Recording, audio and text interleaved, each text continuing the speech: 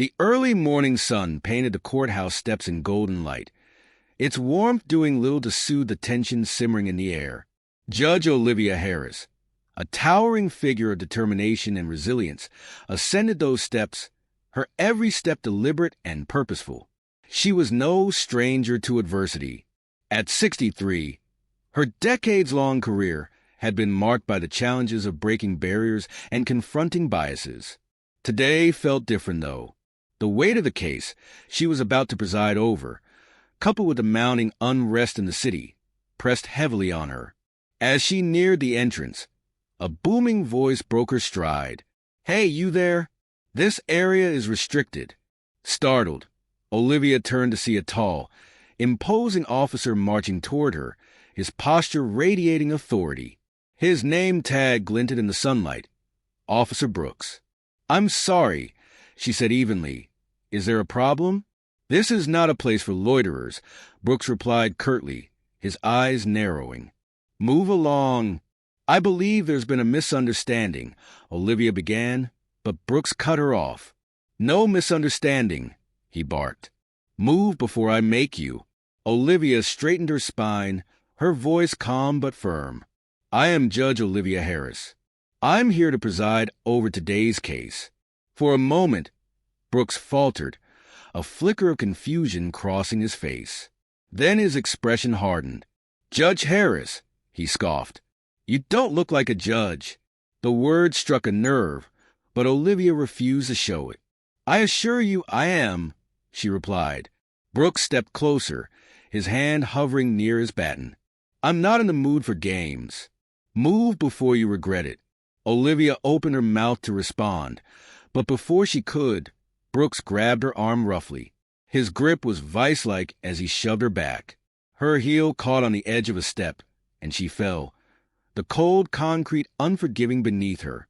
Pain shot through her hip, and she gasped, momentarily stunned.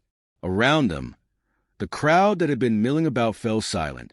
Then, as realization dawned, murmurs rippled through the air. "Is that Judge Harris?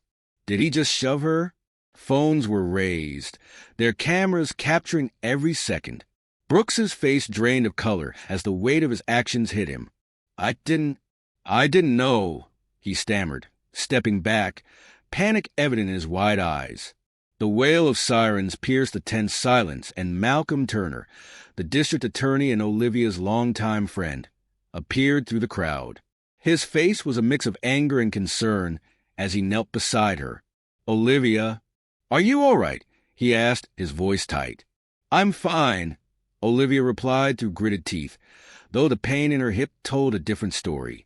With Malcolm's help, she struggled to her feet, her movements slow and deliberate. The murmurs grew louder, and the crowd began closing in. Malcolm wrapped an arm around Olivia to steady her as the first officers arrived, pushing through the throng. Inside the courthouse, Olivia was met with shocked faces and whispered conversations. News of the incident had already spread like wildfire. As she made her way to her chambers, each step was a testament to her resolve. Despite the pain, she refused to let the events of the morning shake her.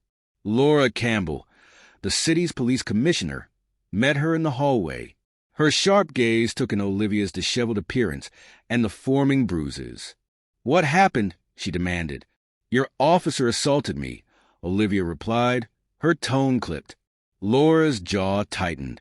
"We'll handle it." "No," Olivia said firmly. "This won't be swept under the rug. It's going to be addressed. Do you realize the chaos this will cause?" Laura asked, her voice lowering. "It's already chaos," Olivia shot back. "What matters now is justice." Hours later, Olivia presided over the case that had drawn so much attention. Her voice was steady, her demeanor unshaken, even as pain throbbed through her hip. The defendant, a young black man accused of resisting arrest, watched her with wide eyes, his fear palpable. Olivia knew the weight of her decisions would ripple far beyond the courtroom walls. As the trial recessed for a break, Olivia returned to her chambers, where Malcolm was waiting. He studied her with a mixture of frustration and admiration. "You should be resting," he said. "I can't," Olivia replied. Backing down now would send the wrong message. Her phone buzzed on the desk. She glanced at it and saw dozens of notifications. The video of the morning's events had gone viral. Social media was ablaze, with outrage and support pouring in from across the country. Olivia scrolled through the messages, her jaw tightening. "This isn't just about me anymore," she murmured. "It's about every person who's been mistreated, dismissed, or devalued." Malcolm nodded.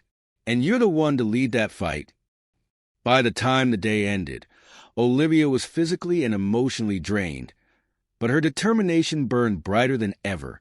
As she exited the courthouse, a massive crowd awaited her.